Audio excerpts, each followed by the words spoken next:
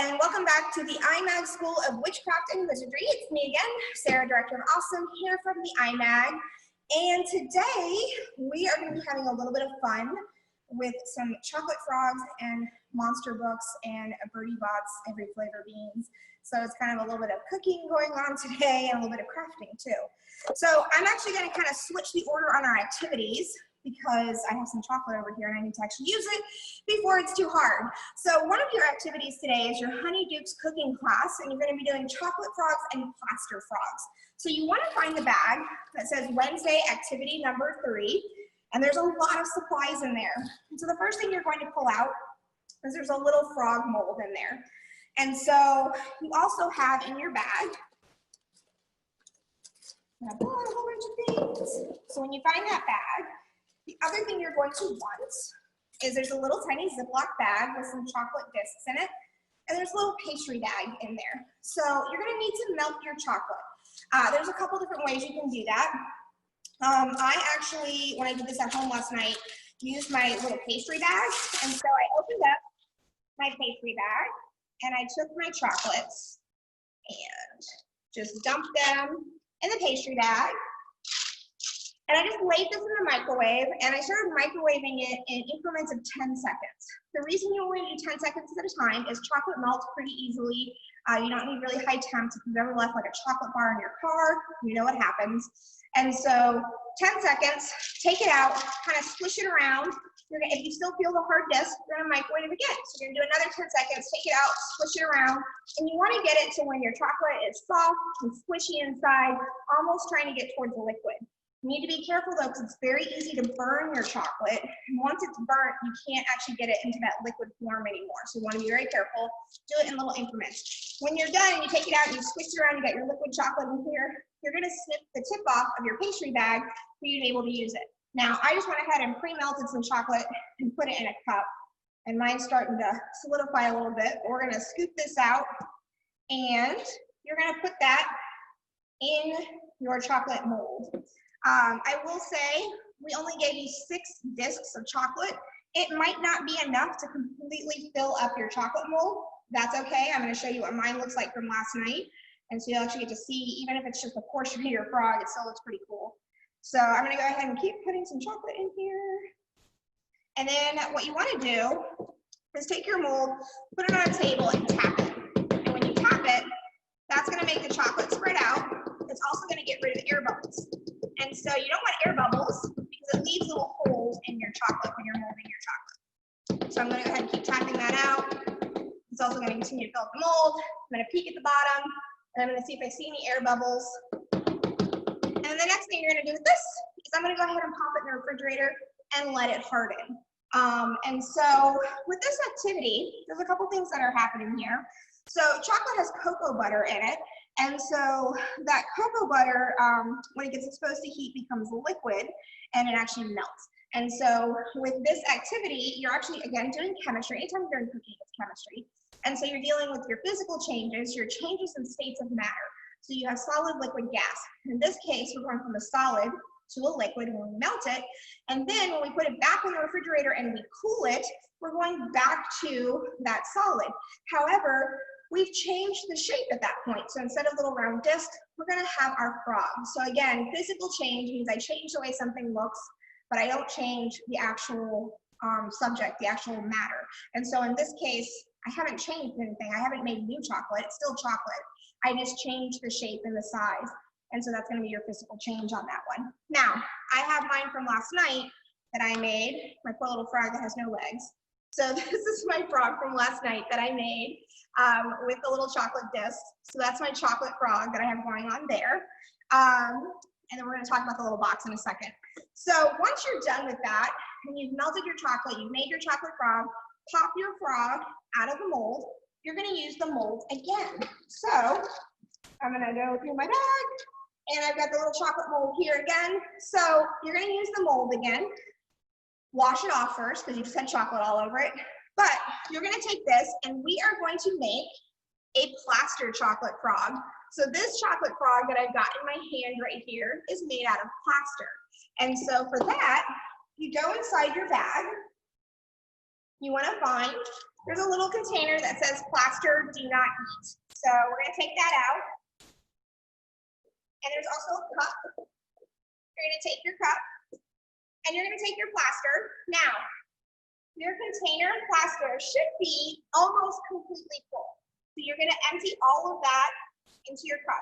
Now, you are gonna need some water, and it can be sink water, that's fine. So since this was almost completely full, when you're making plaster of Paris, the ratio is usually 2 to 1. 2 parts plaster to 1 part water. So if the entire cup was filled with plaster, you're gonna need about half a portion cup of water. So I'm gonna fill it a little bit higher than half a cup. And inside your bag, you will also find a spoon. So you're gonna need that spoon. What I'm gonna do is I'm gonna pour some of the water in here. I'm not gonna pour like all of it right away because if it's too much water, you don't have any extra plaster, so you won't be able to thicken it up. So I'm gonna pour almost all of my water in there, and I'm gonna go ahead and mix this up. So I'm glad I didn't pour all of it because this is pretty liquidy. You want your plaster of Paris to kind of have the consistency of pudding, is what I would say.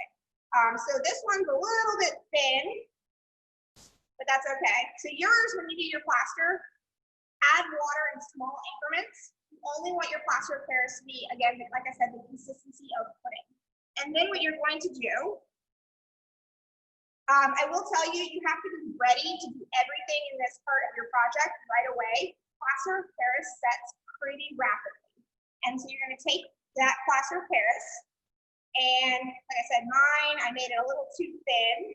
Yours, if it's the consistency of pudding, like it should be, you're gonna use your spoon to scoop it out and put it in the mold.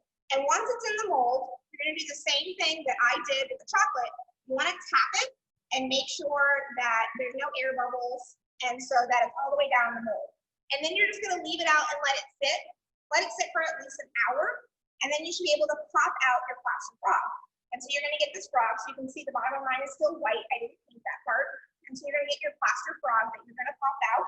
And then inside your kit, inside your bag, there is a little container of brown paint, and then you're going to need a paintbrush as well. And if there isn't one in this kit, you should still have your brush from your wand painting, and so you can use that for this activity. And what you want to do with that is go ahead and paint your chocolate frog brown, because we're going to have a chocolate frog. You can leave it white if you want to. If you want to have a white chocolate frog, it's up to you. But so the brown paint is to actually paint your little frog. And so you're going to let him dry. If you want, you can do a second coat of paint. I just did one. Now, if you noticed, I had my frog in this cute little box, and this is the chocolate frog box. If you watched Harry Potter, you know what those boxes look like. And so this is our chocolate frog box. So I'm going to show you how to make that box. And I've made a mess already, of course. I'm going to set that to the side and grab a paper towel really quick. Okay.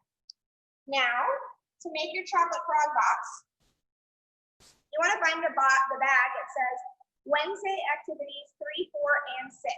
And if you go in that bag, in the back, you're going to find this page. You want this page. So I'm going to show this to you already made. So I showed you the 3D box that you're making. So this activity, you're going to be going from a 2D object, which is this sheet of cardstock, to a 3D object, which is your chocolate frog box. Now, when you look at this, it looks pretty complicated. You need to be careful when you're cutting it out because you only want to cut out around the outside. So you're going to cut out all the way around the outside. Don't cut off the little tabs that are there. And then I'm going to show you how to put it together. So it's going to be kind of hard. Once you cut this out, you may want to take a picture of this before you do this, because once you cut this out, you're cutting through the directions. So the directions are all over the page. So I'm going to show you what it looks like when it's cut out. So here it is. I've cut out both parts, and I'm going to go ahead and assemble it. So what I want to do is I'm going to go around. The solid purple one is the bottom of your box. And so the first thing I'm doing is I'm going all the way around the outside, and I am holding all of my tabs up, okay? And then you see all the little white tabs? I'm gonna go ahead and give each one just a little fold, like so. Now, I use hot glue on mine. You can use regular glue and just let it sit overnight, or you can use tape. If you're using tape, you're going to use really small pieces of tape. So what I'm going to do is I'm going to tuck in, so I've got that little white tab, I'm going to tuck that in there, and I'm going to put a little piece of tape over the corner. And I'm going to go around the box and keep doing that to all the corners. And again, I'm just using a really small piece of clear tape. Your kit, you should have somewhere in your supplies some clear tape. And again, otherwise we can use glue stick or glue. You're just gonna have to hold it for a little while to make it stick. One more. One more.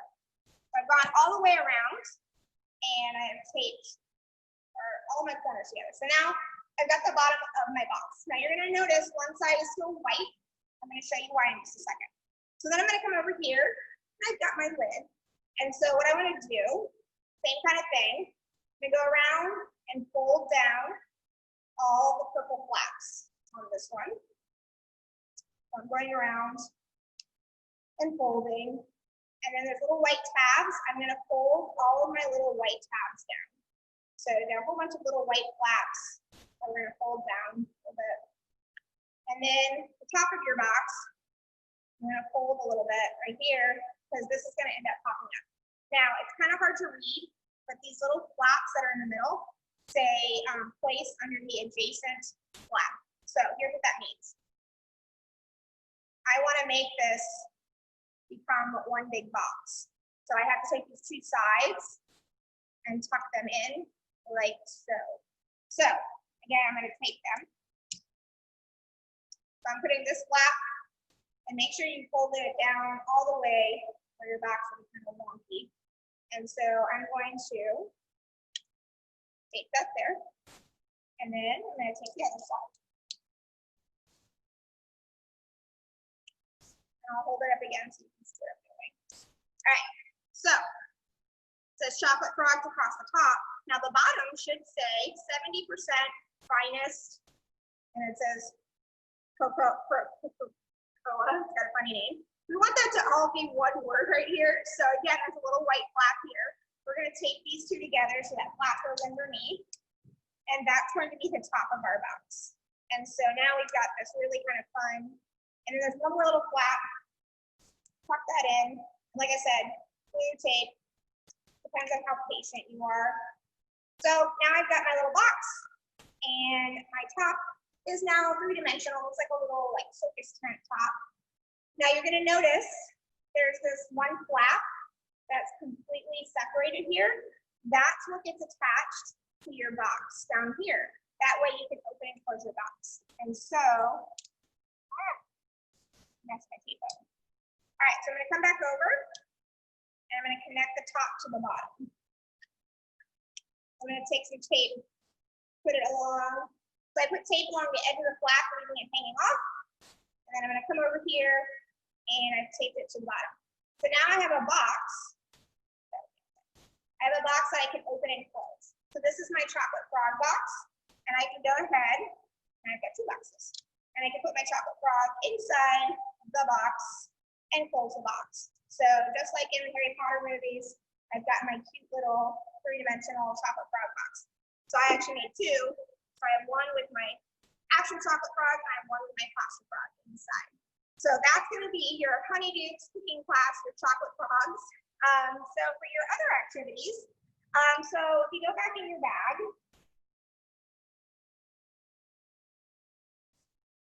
you're going to find a little sheet of paper that says, can you identify your flavor? And you're going to find a little Ziploc bag that has 3 jelly beans in it. Now, here's my words of caution. If you have any food allergies, same thing with your chocolate frog. If you have food allergies, you need to know, don't eat things that you are allergic to. So if you have, if you're lactose intolerant, or if you're allergic to chocolate, that's not the activity for you. Maybe give it to a brother or sister or someone else. Same thing here. We've got our jelly beans, our Birdie Box beans. So again, in addition to sugar or anything like that with food dyes, this is not the activity for you to eat. If you have watched Harry Potter, you know that Birdie Bot's Every Flavor Beans. It's kind of a hit and miss as far as if you're going to get a good flavor or a bad flavor. And so I know if you've watched Harry Potter, Dumbledore is eating them, and he got one that was earwax flavored. I know Ron Weasley was talking about a bogey flavored one, like boogers. So the list, you can read the list of flavors. So on here, I have earwax, cherry, black pepper, marshmallow, soap, earthworm, I'm not even sure what that would taste like, candy floss, which is like cotton candy, banana, rotten egg, tutti frutti, dirt, booger, grass, sausage, vomit, cinnamon, blueberry, green apple, lemon, and watermelon.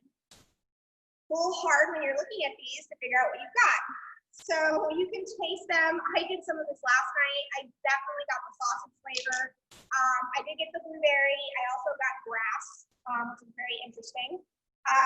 So why are we doing this other than that it's fun? So there's a way you can turn this into a science experiment, and it has to do with your senses. So we have 5 senses, so sight, smell, taste, touch, hearing, and 3 of our senses are very much connected to how we eat and what we taste. And so your sense of taste is very much connected to your sense of smell, and then also to your sense of sight. And all of that affects what kind of food you like, don't like. So our tongue is divided into different areas, either salty, sweet, bitter, sour. And so what we don't realize is a lot of what we're tasting, we're actually smelling. And that's why when you are sick and you have a cold and you have a stuffy nose and you can't taste anything, it's because you can't smell. And so if you want to try one of these the regular way, you can. If you want to turn it into more of a science experiment, there's a couple different things you can do. So you can put your little jelly beans down, and you can close your eyes, and you're going to plug your nose, and you're going to pick one up, and you're going to put it in your mouth and chew.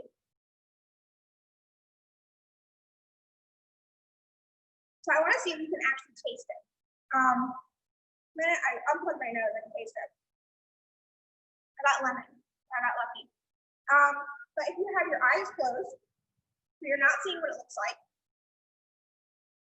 still chewing. And if you plug your nose, you're not smelling it. It's a lot harder to identify what the taste is. Then you can take it to the next step. So the next step, close your eyes, but don't plug your nose. Grab one.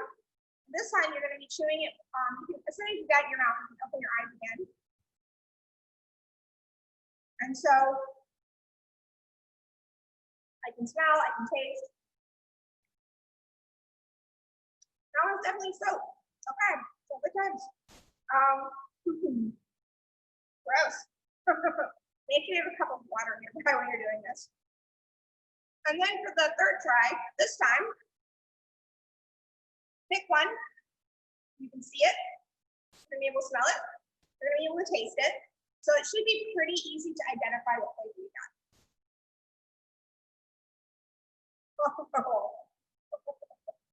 That's disgusting.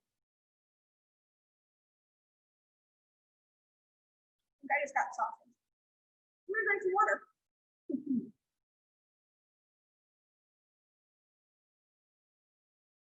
So, Birdie Bot's Every Flavors, kind of a risky activity there. I'm good with my flavors for now. So again, yes, you can turn that, even that, into a science experiment. I'm gonna set that one to the side. So for your next activity,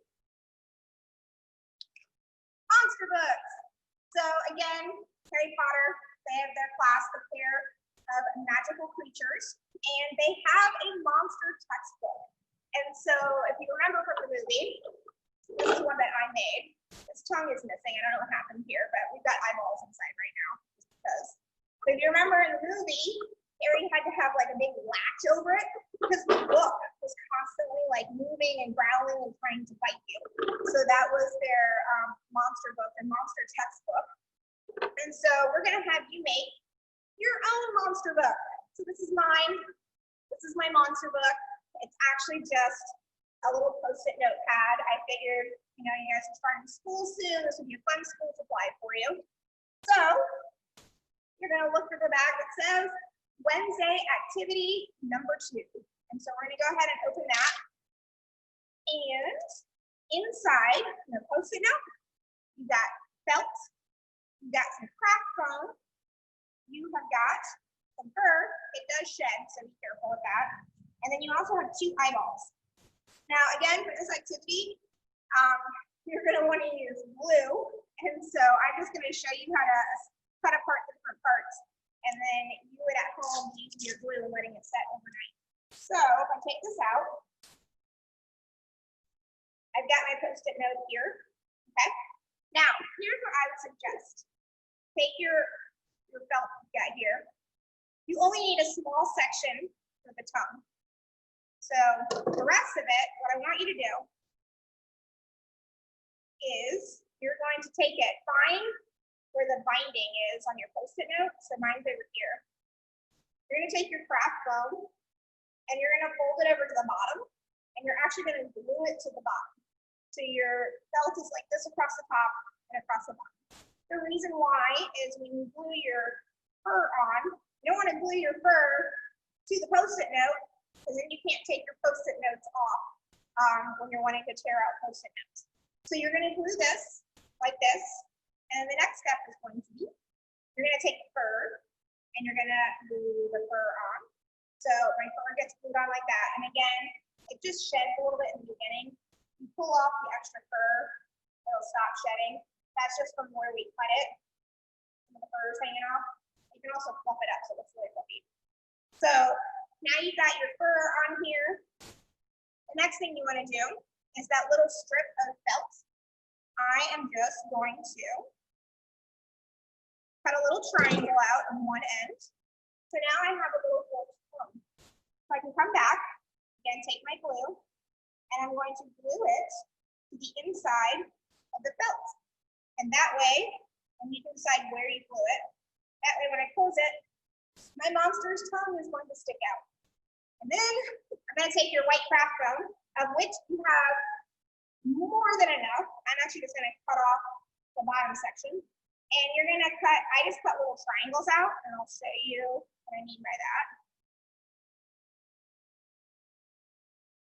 All right. So I cut little triangles out, so now it looks like little jagged teeth. Same thing, I'm gonna come back and glue that to the edge of my craft foam. I'm gonna stack everything together so you can see what it would look like. This is something, once you put all the glue on it, my suggestion would be that you lay something heavy on top of it, like a book or something, just to weight it down while it's drying. So now it looks like this. So I've got my teeth, I've got my tongue. The last thing you're going to do, you've got eyeballs. You're going to take some glue and you're just going to glue your eyes on. So now I have my monster book. And so again, it's going to take a while for the glue to dry.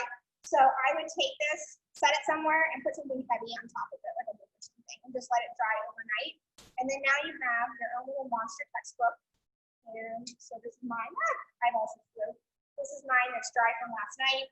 You can see where I glued everything underneath on there.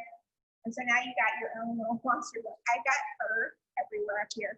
So again, this is an area where you can clean up afterwards. All right, so, you know what? We are going to, I did not grab a couple things that we actually need for our video. So we are going to hit pause for a second. All right, sorry about that little tiny intermission there. It's like magic. All of a sudden there's just new stuff on our table. So the other thing we're doing this morning is a quick demonstration of the incendio charm and also what we call flu spray. So again, watch Harry Potter. I'm trying to remember the second or third one. Harry is at Ron Weasley's house and they need to go shopping in Diamond Alley. And so they use the flu system, which is through the fireplaces of all of the witches and wizards Halloween businesses. And they do that with something called flu powder. So they take this powder, drop it, they say the location of where they want to go, and this bright green flame comes up, and then they disappear and head to where they are. But you have to be careful with what you say, because if you do not pronounce something correctly, you can end up in the wrong place. So what we're going to do right now, this is a don't try this at home. just do it here. And so I'm gonna do a couple different ones because if we're adding our green screen in, this one might disappear, or you could say it's magic. So inside this bottle, I have my fuel, and I've mixed in copper chloride. Copper makes things green. If you think of the Statue of Liberty, she's green, she's actually made of copper. So we're gonna use our blue spray. And again, this is a don't try this at home, only leave this here. And so we're gonna go ahead and spray. And I'm gonna say Bahamas. Bahamas, and I'm still here, so it's not working today. But I'm not sure how well that showed up because of the green screen. So we're gonna switch and do another one. So in this one, I have strontium chloride. So this one is bright red. And so when I do this, it's gonna make the flame go bright red. Now, to connect this to other things, if you were watching fireworks this past weekend with 4th of July, different colors in fireworks are caused by these chemicals. So that's how they make the different colors. When you see this really pretty explosion in the sky, the different chemicals they actually mix in. So for this one, we're using strontium, and